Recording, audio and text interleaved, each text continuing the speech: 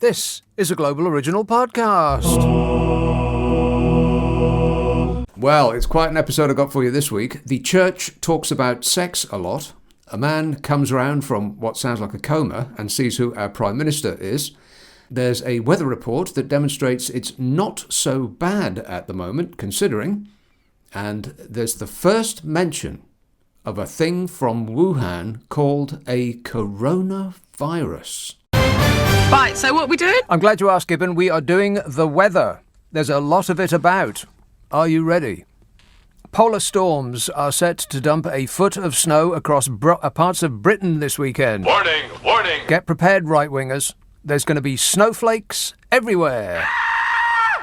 But don't worry, there will also be torrential downpours and gales. Oh, fabulous. Heavy snow is expected to hit parts of Scotland and northern England, while parts... Well, what does that mean? Parts? Which parts? I'll check while you wait. I bet I know which part.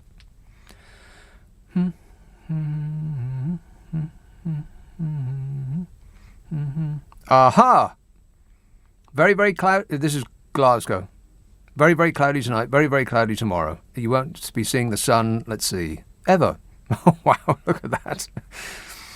So, raining on Saturday, raining on Sunday, raining on Monday, raining on Tuesday, raining on Wednesday, raining on Thursday, raining on Friday, raining on Saturday the 1st of February, raining on the following Sunday, and raining on Monday, and raining on Tuesday, and raining on Wednesday, and raining on Thursday.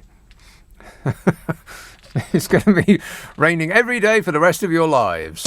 Never mind. It's only life. Heavy snow is expected to hit parts of Scotland and northern England, while other weather systems are set to hammer the nation with torrential downpours and possible severe gales over the coming days. It's going to be all over us.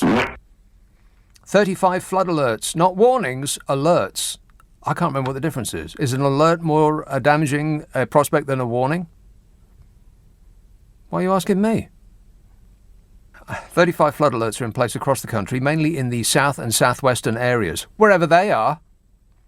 Met Office meteorologist Mark said showers could turn to wintry across the north on Sunday as colder polar maritime air enters the UK. Wow, this is educational, isn't it? No. There's a lot of uncertainty after Sunday, but it looks like strong winds and the risk of coastal gales and severe gales and wintry conditions will affect the north of the country. I know a lot about wind. Yeah, that's from eating breakfast, lunch and dinner out of a bucket, Donny. Temperatures are going to plunge to -3 centigrade in parts of the country on Sunday night. Wow. It's generally looking unsettled from Monday as we flip-flop from colder to milder throughout the week. Don't wear flip-flops.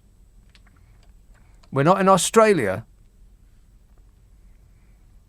A foot of snow could blanket the Scottish Highlands at the start of next week, with around 4 inches forecast to cover lower levels in northern Britain. So a foot. Wow, you double it and add 32 to get metres. So this should be easy. Double 1 is 1, and add 32 is 33. Huh. So they're predicting 33 metres of snow. Can you believe that? Negative. This could be the start of a long spell of cold weather which could bring snow to southern regions. Ugh. Winter. It's like blooming winter outside. And then the important part, because we're getting to the end of the period in which weather can really hurt us. You know, notwithstanding the climate change and all that, which is fake news. But once you reach the end of February, then it's quite unlikely that we're really going to get a desperate cold spell. I mean, it has happened, but it's unlikely. But it's happened, but it's unlikely. So to the 3rd week of February, the northwest seeing unsettled weather, the southeast remaining drier. Overnight fog and frosts will be likely. These could be persistent at times. Temperatures around normal and sometimes above. Above normal? We'll take it! Meanwhile, we're all going to die. China's deadly new virus could have infected 350,000 people in a single city by the end of this month, according to experts. And because they're experts in possession of facts, nobody is remotely interested in anything they have to say. 350,000 people in a single city by the end of the month, according to experts who warn doctors are only diagnosing 1 in every 20 cases. Oh, no. Stupid doctors. Oh, well, they've probably got a waiting room full of people. Oh, I can't find my television remote, doctor. Please help me. I need antibiotics. You know, those people. Why do they keep saying, don't ask your doctor for antibiotics? Because antibiotics are stopping working. And this is going to seriously impact the health of the entire human race. Why are they saying that? Just doctors say no. Have we lost the ability to say no? Yes.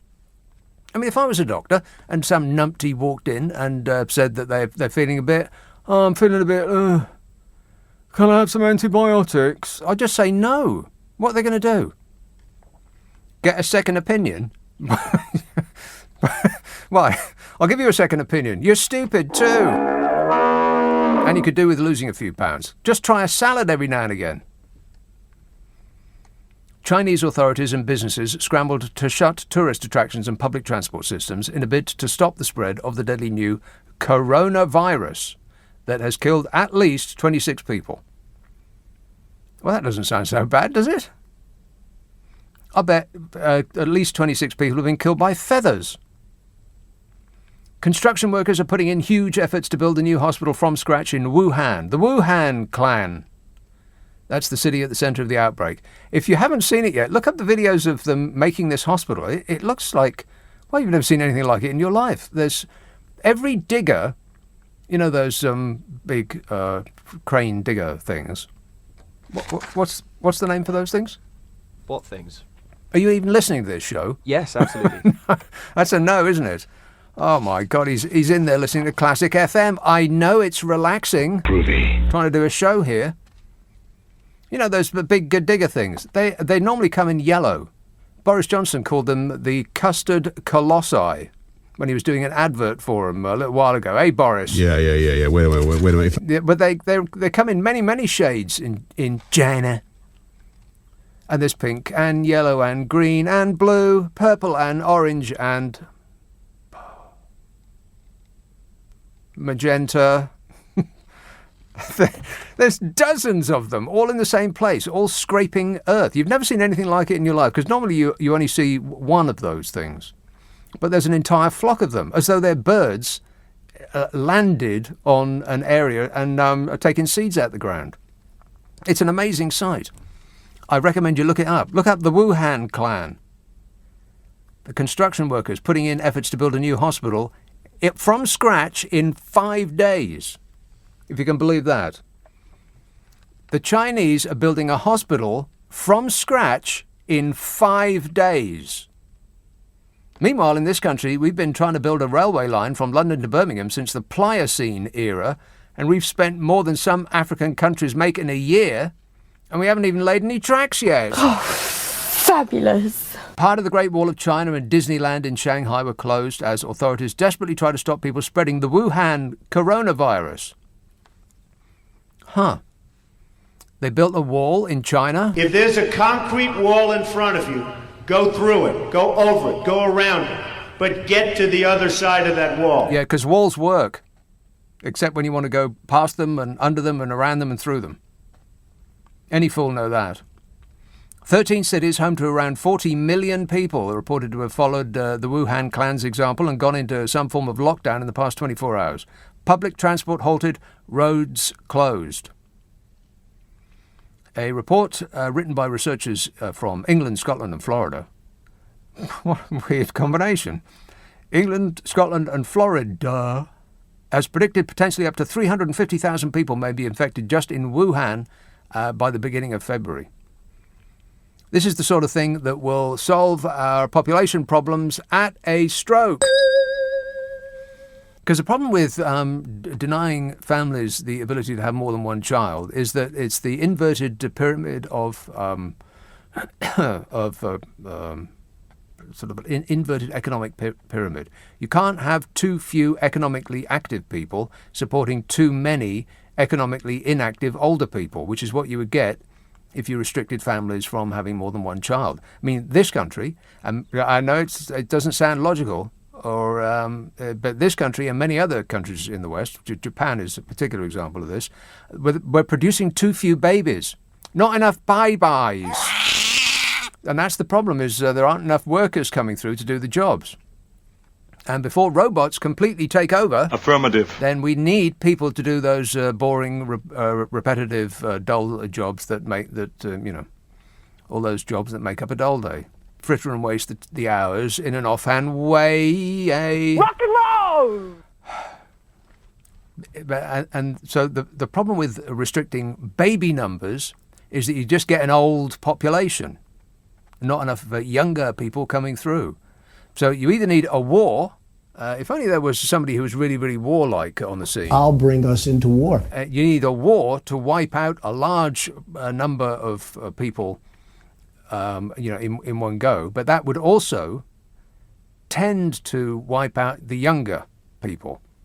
What you actually want, what you really, really want, is some sort of virus that takes out a huge number of people, indiscriminate of age, or preferably, attracts the older people the most. Or you could just have a cut-off. Let's say 65 years old, and that's it, you're done. Hands in the air, who's with me? Anyway, 350,000 people may be infected in Wuhan already. President Donald Trump is on the case. Oh, no. He insisted earlier this week that the country was not concerned about the outbreak, and he said, we have it totally under control. Trust me, I'm like a smart person. Everything is fine. I know everything about everything. We have a strategy. There's no strategy. I have no strategy. There's zero strategy. Meanwhile, over here, the Health Secretary, Matt Hancock, said that there is an increased likelihood of there being a case in the UK, but that the NHS is ready to respond appropriately. So it's okay, everybody. Donald Trump says he has everything under control, and our government says there's nothing to worry about. We're doomed. Hang about, Nick. Listen. Now, what I'm trying to say to you is this, Nick, right? Yeah, message coming through from next door. Are you thinking of a JCB? Yes.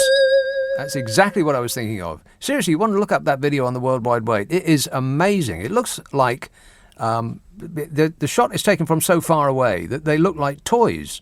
And you think, well, they can't possibly be real because there's so many of them. There's dozens of them all scraping the same ground. Building a hospital from scratch in 5 days. Only in China. There's a couple of texts and tweets and messages from last week. We were creating a playlist for Uncle Nigel's party that he's going to be having in Parliament Square. Is that still on, by the way? I haven't checked the weather. Gosh, I hope it doesn't rain. He's going to be having a party on the evening of our glorious exit from the evil European overlords. So we were putting together a mixtape. People were coming up with all sorts of excellent suggestions. Road to Nowhere by Talking Heads, Steve says, which is unduly negative. And Phil tweets, how about Jerusalem for Uncle Nigel's Brexit party on the 31st? Ah, yes. And did those feet, in ancient time, walk upon England's mountains green? No. Of course not. And was the Holy Lamb of God on England's pleasant pastures seen? Negative. Of course he wasn't. And did the countenance divine shine forth upon our clouded hills? And was Jerusalem builded here among these dark satanic mills? No, that was Black Sabbath. Not the almighty Ozzy Osbourne. Ain't that right, Ozzy? No.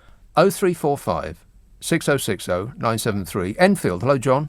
Oh, good evening, Nick. Oh. What's all this panic about with the Chinese? Yeah. They're only culling the population. It's We've been doing it for years, for centuries. Precisely what we need. What the world needs now is like mass death. Exactly. This is what they're doing. We've been doing it. World War One, World War Two, and so on. Yeah. What was that all about? Why did they make all those sacrifices? Well, the first one was... I can't understand it. The first one was about road rage. There was two cars trying to get in the same parking space, and an incident ensued, and then suddenly we were in World War One, if you can believe No, that. it was a family affair. You know what family I'm referring to, of course. There's no need to say so. Was it Sly and the Family Stone? Rock and roll! I think so. Yeah. So, this is easy. The more they get rid of and so on, the easier it's going to be for them to govern the country. This the is same thing applies in this country. This is precisely what we need right now, a culling of, let's say, half the population. Who's with me? Well, of course, the ones at Westminster would agree on that entirely, that they're doing it at the moment. We could, half maybe is a bit too much. We could just pick a number at random. Let's say, I don't know, 17.4 million people. So if we call 17.4 million people... Let's start at the top and work down. Right, I don't know what that means. What does that mean? Starting at the top and work down. Yeah, what does that mean? You've never heard about the firm? The firm? The firm or the establishment? Right, okay, you're talking about the firm or the establishment? Because both. Both. Okay. They're complementary to each other. Well, if you remember Venn diagrams from school? That's a no, isn't it? Venn diagrams, John. You're on stage. I'm on a wide variety of things right now, none of which I can share with you. Thanks a lot, John. I'm mixing my medication. If you put your ear to my mind, this is what you'd hear. Stephen in Cheltenham says, did you hear Trump try to pronounce pessimism at Davos this week? Pessimism. Yeah, talking about medication, what's he on?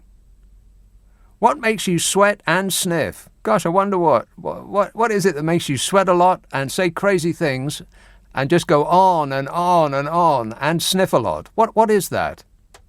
Gosh, I can't think. Life in the fast lane. I've got to stop singing. It is a beautiful sound, though, isn't it? No. Did you hear Trump try to pronounce pessimism at Davos this week? I marvel at the way his brain tries to back out of a word, despite his tongue being fully committed.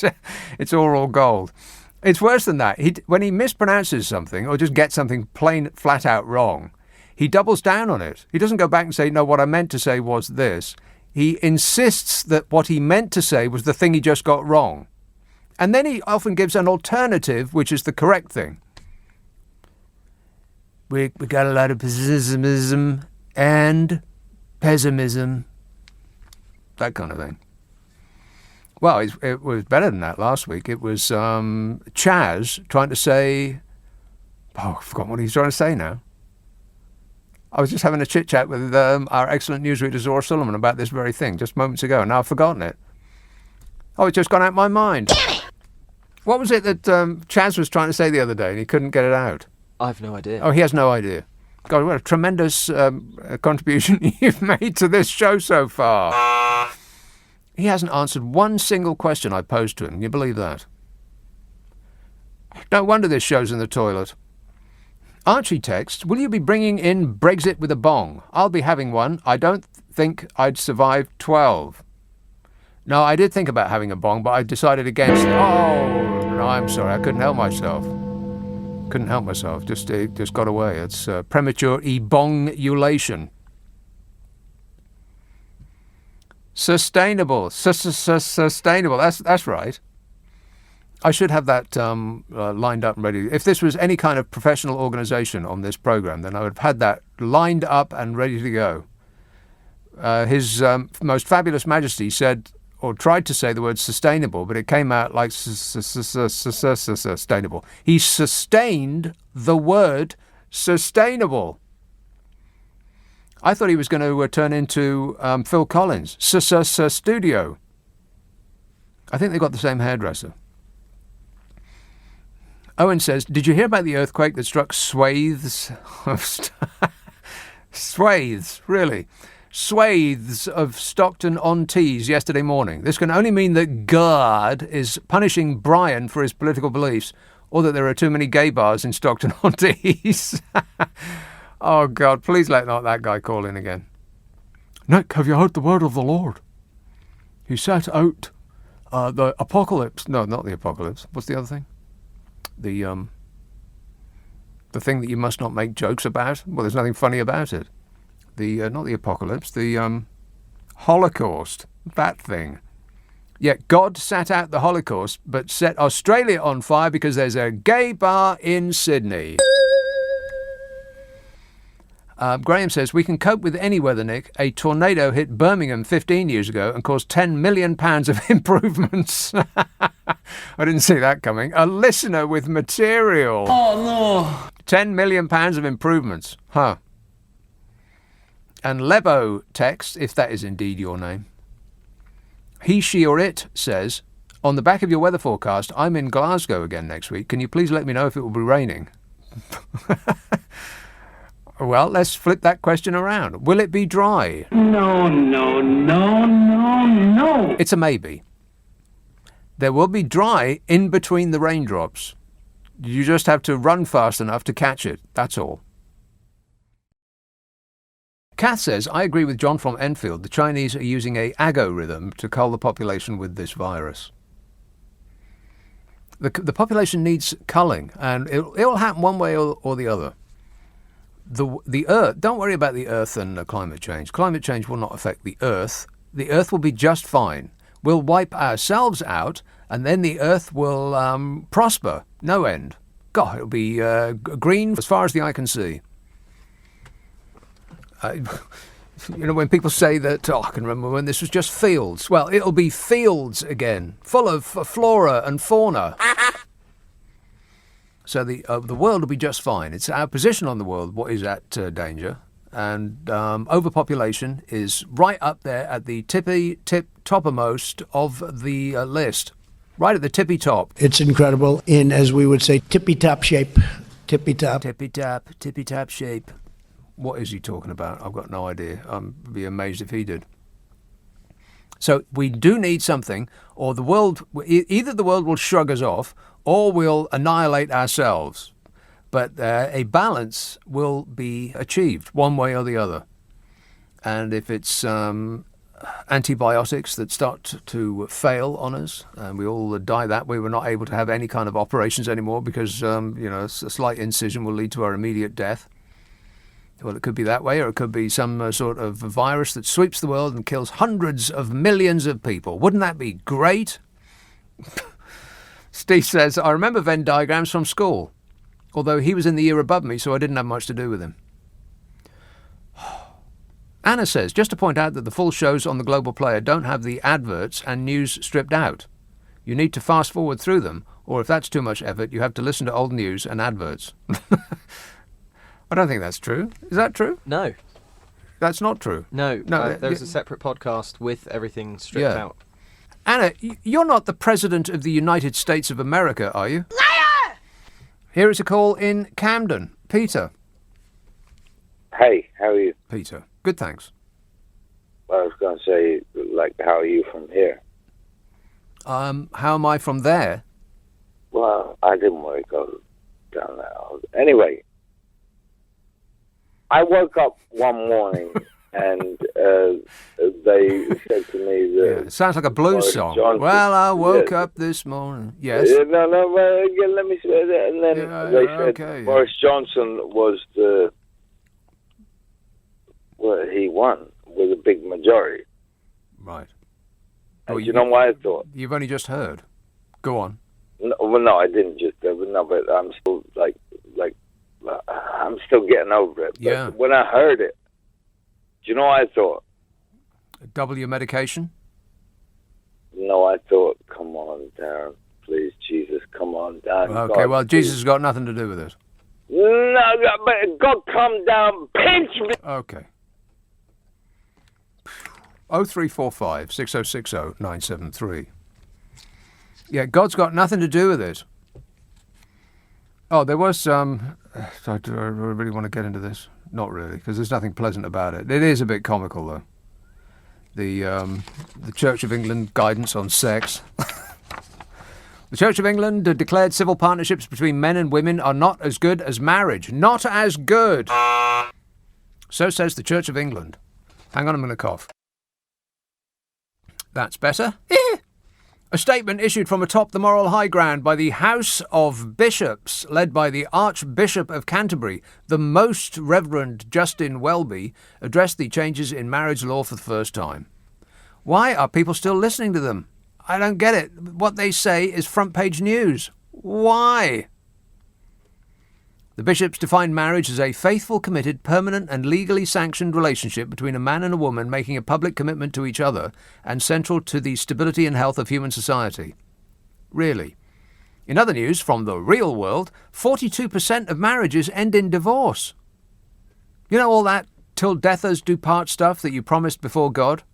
Well, we were just kidding, God. You got that right? No. I think that's a yes. Rules were changed to extend civil partnerships available to same-sex couples since 2005 to everyone just recently. The government did that. You don't have to get married. You can get civil partnershipped. The statement was published by the House of Bishops. It said, with opposite-sex civil partnerships and with those for same-sex couples, the Church's teaching on sexual ethics remains unchanged. I'm sorry, I couldn't get through that without laughing. The Church's teaching on sexual ethics? Really? For Christians, they said marriage, which I can't ever read out without hearing Peter Cook. Marriage. from The Princess Bride. That's one of my favourite films. That is so great. That comes around about once a year on TV. And it's always worth watching again. It's hilarious. Marriage, he said. Anyway, where was I? Oh, yeah, the Church of England's teaching on sex. Sexual ethics. The Church's teaching on sexual ethics remains unchanged. For Christians, marriage, that is the lifelong union between a man and a woman, contracted with the making of vows, remains the proper context for sexual activity. Really? That's what the church employees think, is it?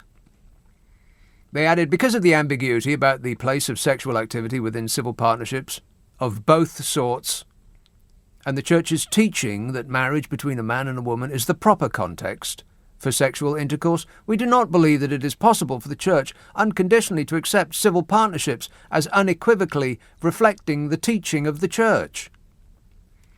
I ask again, why are people listening to these people? Their utterances are regarded as news, front-page news. But the leaders of the church said churchgoers with civil partnerships should be treated sensitively and pastorally because, sensitivity is their thing. So I did a Google search on the phrase Church of England sex scandals, and 11,800,000 results popped up. I could read you the précis of some of them. I've got detailed files. It goes on for pages and pages and pages. But I just don't really have the stomach for it right now.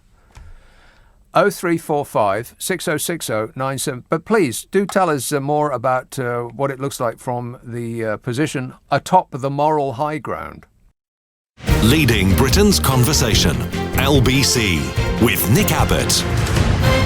Who do you think you're talking to? Let's see. I'm going to talk to, I'll be totally fair about this, who's been waiting the longest, Langley. Dion. Hey, isn't it? Dion. Yeah, not bad. Yeah, pretty good.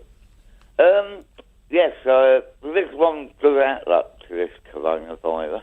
The coronavirus? Yeah, it stopped the media talking about Harry and Meghan.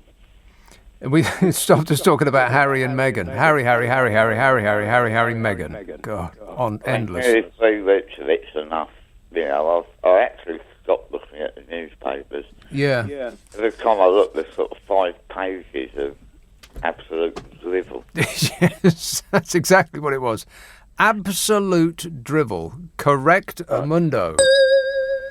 Yeah. And, like it's actually important. Good grief.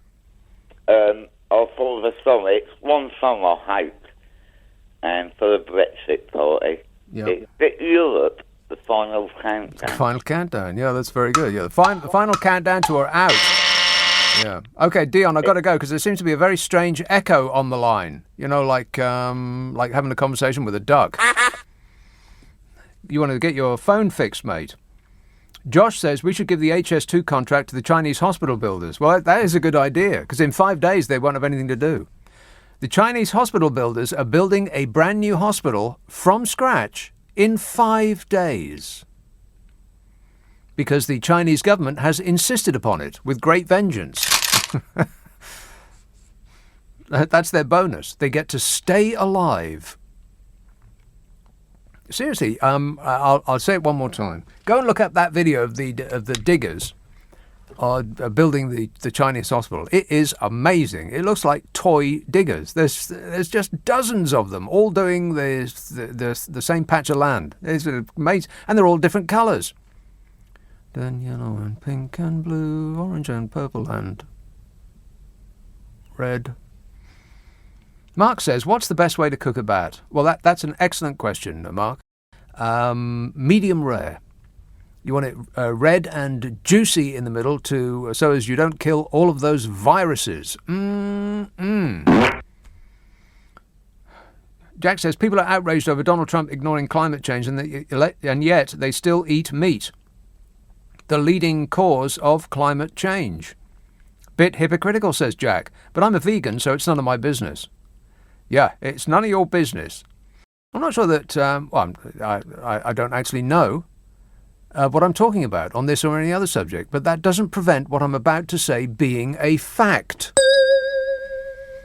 I do not believe that meat is the leading cause of climate change. It has to be fossil fuels, doesn't it? Either that or it's trees. I think it's probably trees. Do your bit to save the environment by cutting down a tree today. And that is, by the way, the official position of LBC. We've pledged to cut down 1 million trees a year. We're doing our bit. And I hope you're doing your bit too. And that's it. If you subscribe to this podcast, the next episode will get squirted up your life as though by magic on Mondays. And don't forget the other podcast that I do. There's the one that I do with Carol McGiffin called What's Your Problem with Nick and Carol, in which the delightful Carol McGiffin and I try to solve people's problems while not laughing too much.